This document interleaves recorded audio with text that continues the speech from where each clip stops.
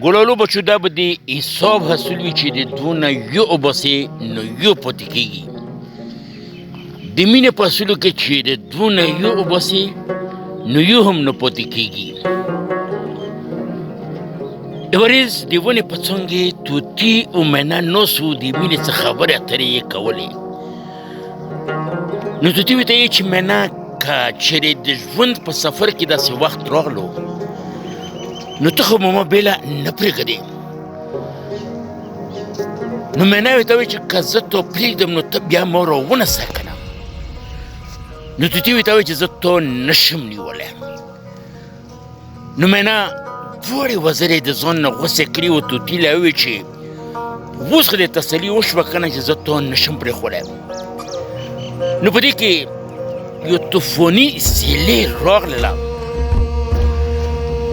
نو مینا طوطي له یې چې د ما خو وزرې غوڅې دي نو ته خو خپل ځان بچ که او ځه لاړ شه. نو طوطي په الوتک کې ورته یې چې ښه د خپل ځان خیال ساته. نو طوطي چې لاړ نو چې کله طوفان ودرېده نو طوطي واپس راغله.